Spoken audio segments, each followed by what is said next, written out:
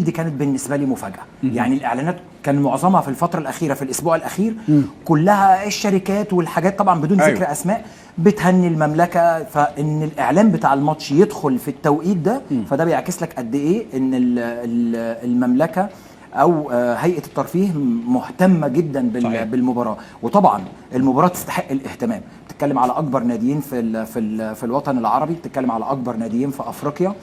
مباراه ممكن ما تتكررش يعني غير الله اعلم تتكرر لما نبقى اجداد بقى يمكن يلعبوا على لقب خارج الحدود المصريه. وانت قربت عموما يعني. انا قربت على اجداد. شوفوا لي تورا بقى اللي فيها. حط رجل على رجل كده. قول لي احساسك ايه يا مومبي؟ ايوه احساسك ايه يا مومبي؟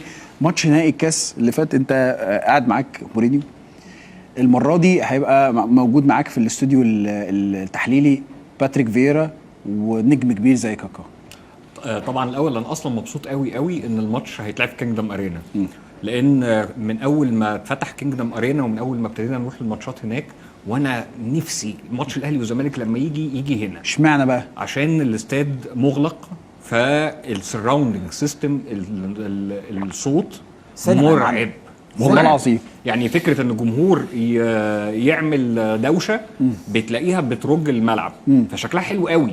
فكنت بقول بالجمهور بتاعنا بالحماس بتاعه بماتش كبير زي الاهلي والزمالك هيبقوا مستمتعين جدا. الناس بقى اللي بتتفرج في التلفزيون هو الاضاءه جايه من فوق، فتحسوا انه زي كانه لعيب بلاي ستيشن يعني في الشاشه. شوقتنا يا زيزو والله.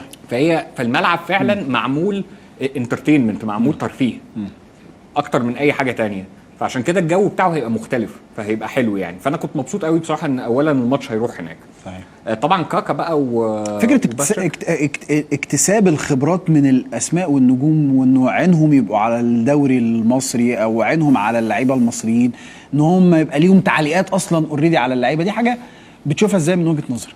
دي نوع من انواع برضو بروازه الاهتمام والوصول اكتر لقطاعات اكبر.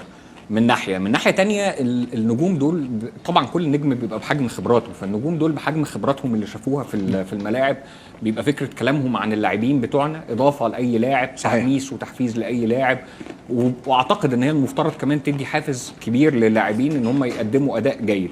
بالنسبه لنا احنا بقى على المستوى الشخصي طبعا انت بتتكلم على نجوم انت ارتبطت بيهم لسنين كتير جدا. صحيح. يعني بالنسبه لي انا على طول في الاحسن 11 في التاريخ انا باتريك فييرا موجود فيهم، حاجه من الحاجات اللي هي غريبه لان مش كل الناس بتختار باتريك فييرا، بس باتريك فييرا موجود في احسن 11 في التاريخ بالنسبه لي.